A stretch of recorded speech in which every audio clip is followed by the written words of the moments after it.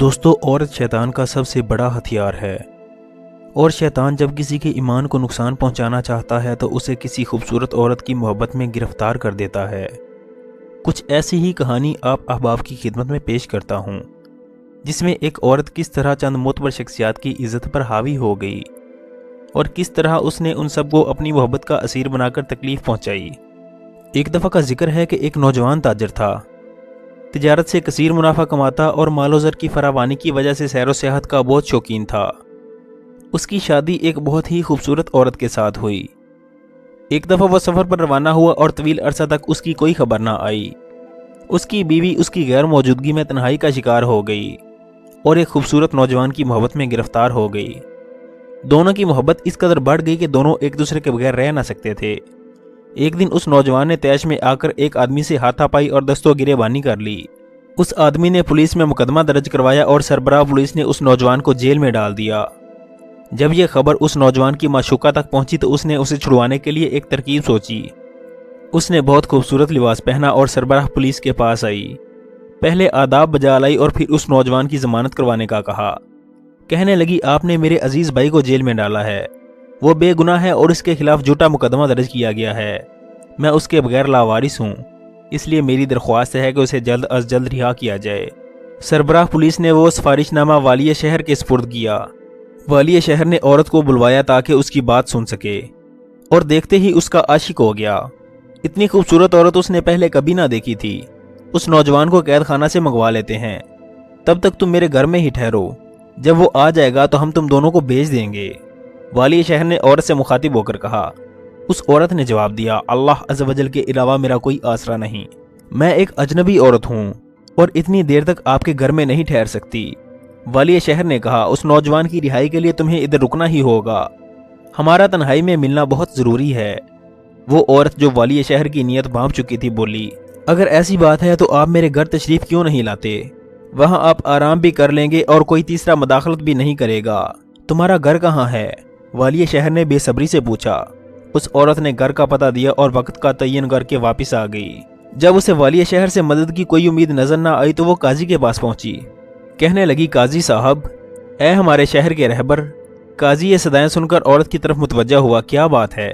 جیسے ہی قاضی کی نظر اس پر گئی وہ بھی اس عورت پر فریفتہ ہو گیا۔ عورت کہنے لگی، اگر آپ میرا انصاف کریں گے تو خدا کی طرف سے اجر عظیم پائیں گے۔ تمہارے ساتھ کس نے ناانصافی کی ہے؟ قاضی نے پوچھا۔ میرا ایک معصوم بھائی ہے۔ والی شہر نے سربراہ پولیس سے کہہ کر اسے جھوٹے مقدمے میں گرفتار کروا دیا ہے۔ اس کے خلاف جھوٹی گواہیاں اور ثبوت دے کر مقدمہ درج کیا گیا ہے۔ میری آپ سے درخواست ہے کہ ایک ضمانت نامہ والی شہر کے پاس بھجوائیں اور میرے بھائی کو آزاد کروائیں۔ قاضی جو عورت کو دیکھتے ہی بے بس ہو چکا تھا بولا، تم میرے گھر میں انتظار کرو، میں ملازماؤں سے کہہ دیتا ہوں کہ وہ تمہاری خدمت کریں، تب تک ایک قاصد تمہارے بھائی کو آزاد کروانے کے لیے روانہ کرتا ہوں۔ وہ عورت اس کی باتوں سے سمجھ گئی کہ قاضی کی نیت بھی خراب ہو چکی ہے۔ بولی، آپ میرے گھر تشریف لائیں اور خادمہ کو اپنی خدمت کا موقع دیں، ادھر ملازمائیں بھی مخل نہیں ہوں گی اور ہم اکیلے میں وقت گزار سکیں گے۔ قاضی فوراً راضی ہو گیا۔ عورت نے گھر کا پتہ دیا اور وہی وقت دیا جو والی شہر کو پہلے دے چکی تھی۔ جب دونوں طرف سے مایوسی ہوئی تو وہ سیدھا وزیر کی خدمت میں حاضر ہوئی اور وہی صدا بلند کی۔ وزیر بھی اسے دیکھ کر فدا ہو گیا اور ملاقات کے بہانے کرنے لگا۔ عورت نے وزیر کو بھی گھر آنے کی دعوت دی اور وہی وقت دیا جو والی شہر اور قاضی کو دے چکی تھی۔ جب وزیر کی طرف سے بھی مایوسی ہوئی تو وہ بادشاہ کے محل میں گئی اور وہی گریہ وزاری کر کے رحم کی درخواست کی اور اپنے عاشق کی ضمانت کروانے کی درخواست کی۔ بادشاہ کا دل بھی عورت کی گفتار سن کر محبت میں گرفتار ہو گیا۔ بادشاہ نے بھی اسے محل میں آنے اور ٹھہرنے کا کہا، لیکن عورت نہایت عیاری کے ساتھ بولی، بادشاہ سلامت، یہ ناچیز پر احسان ہوگا کہ آپ اس کے غریب خانے تشریف لائیں اور اسے خدمت کا موقع دیں۔ مجھے امید ہے کہ آپ میری درخواست کو رد نہیں کریں گے۔ بادشاہ نے اس کی دعوت قبول کر لی۔ عورت نے بادشاہ کو گھر کا پتہ دیا اور وہی وقت دیا جو پہلے والی شہر، قاضی اور وزیر کو دے چکی تھی۔ جب وہاں سے فارغ ہوئی تو سیدھی ترخان کے پاس آئی اور اسے ایک الماری بنانے کا کہا جس کے 4 خانے ہوں، ہر کھانا ایک دوسرے کے اوپر ہو اور الگ سے کھل سکے۔ عورت نے جب معاوضہ پوچھا تو ترخان بولا، ویسے تو الماری کی مزدوری 4 آنا ہے، لیکن اگر تم میری بات مان لو تو میں یہ الماری تمہیں مفت میں بنا کر دے دوں گا۔ عورت نے حامی بھر لی اور کہا، لیکن پھر میری بھی ایک شرط ہے، الماری 4 کی بجائے 5 خانوں کی بنانا۔ ترخان فوراً راضی ہو گیا۔ عورت نے کہا جس کام کی تم درخواست کرتے ہو وہ گوشہ تنہائی میں ہی ممکن ہے، لہٰذا تم فلاں دن میرے گھر آ جاؤ، تمہیں تمہاری اجرت مل جائے گی۔ اس نے ترکھان کو بھی اسی دن اور اسی وقت گھر آنے کی دعوت دی جس کا وہ پہلے سب کو کہہ چکی تھی۔ عورت الماری لے کر گھر آ گئی۔ اس نے اپنے شوہر کے 5 جوڑے نکالے اور انہیں مختلف رنگوں میں رنگوا کر رکھ دیا۔ اس کے بعد اس نے دعوت کے لیے پھلوں، پھولوں اور خوشبوؤں کا پرتکلف انتظام کیا۔ جس دن ان سب نے آنا تھا عورت نے خوبصورت اور قیمتی لباس پہنا، گھر میں عمدہ قالین بچھائے اور صفائی کا پرمسرت انتظام کیا۔ اتفاق سے سب سے پہلے قاضی اس کے گھر آیا۔ عورت اسے بڑے پیار سے ہاتھ پکڑ کر گھر لے آئی اور اس کے پہلو میں بیٹھ کر پیار محبت کی باتیں کرنے لگی۔ تھوڑی دیر بعد بولی، آپ کے لیے میں کچھ کھانے کا انتظام کرتی ہوں، تب تک آپ اپنا لباس تبدیل کر لیں۔ یہ کہہ کر اس نے اسے رنگین کپڑے دیے۔ قاضی نے ابھی عورت کے دیے ہوئے کپڑے پہنے ہی تھے کہ کسی نے دروازے پر دستک دی۔ قاضی نے حیرت سے پوچھا، دروازے پر کون ہے؟ میرا شوہر ہے، عورت نے گھبرائی ہوئی آواز میں جواب دیا۔ قاضی کے ہاتھ پاؤں پھول گئے۔ اب میں کیا کروں؟ قاضی نے ڈرتے ہوئے پوچھا۔ عورت نے کہا، فکر نہ کریں اور اس الماری میں چھپ جائیں، جب وہ چلا جائے گا تو میں آپ کو باہر نکال لوں گی۔ یہ کہہ کر عورت نے قاضی کو الماری کے سب سے نچلے خانے میں قید کر دیا۔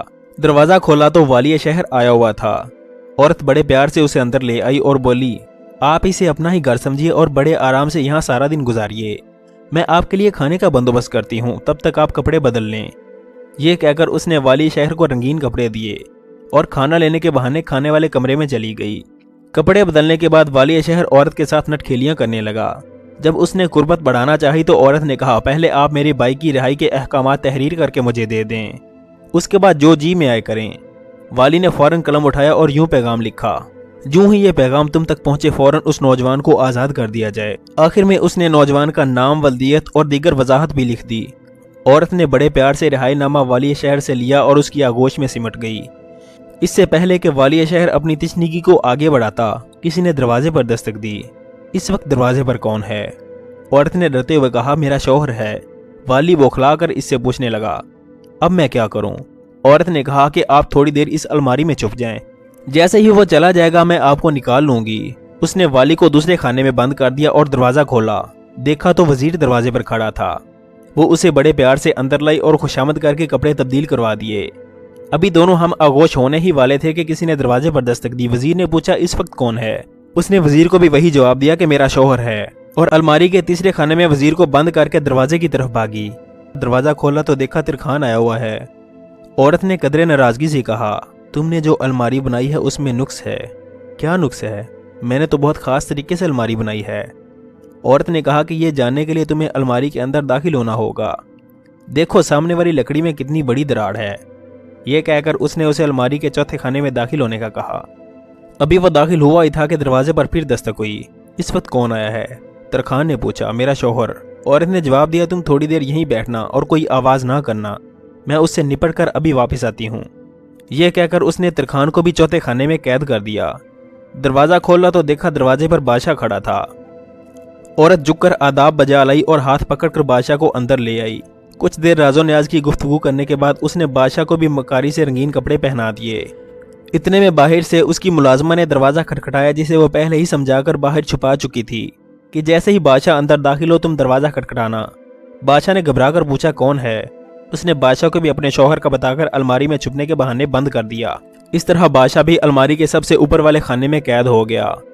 سب کو قید کرنے کے بعد عورت نے رہائی نامہ لیا اور گھر سے باہر سیدھا قید خانے کی طرف گئی۔ قیمتی سامان اور زیور تو پہلے ہی اپنے ساتھ لا چکی تھی۔ رہائی نامہ قید خانے کے رکھوالے کو دیا اور فوراً اپنے عاشق کو آزاد کروایا۔ اس کے بعد اس نے فوراً وہ ملک چھوڑ دیا اور کسی دوسرے ملک روانہ ہو گئی۔ ادھر والیہ شہر، قاضی، ترکھان، وزیر اور بادشاہ قید میں تھے۔ دروازہ باہر سے بند ہونے کی وجہ سے کوئی بھی ان کو نہ دیکھ سکتا تھا اور نہ مدد کر سکتا تھا۔ ایک طرف یہ بھی کرب تھا کہ نہ کچھ کھانے کو میسر تھا اور نہ ہی پینے کو۔ اسی حال میں جب چند گھنٹے گزرے تو پیشاب نے بھی ستانا شروع کر دیا، لیکن سب اس ڈر میں چپ تھے کہ کسی پر ان کا راز ظاہر نہ ہو۔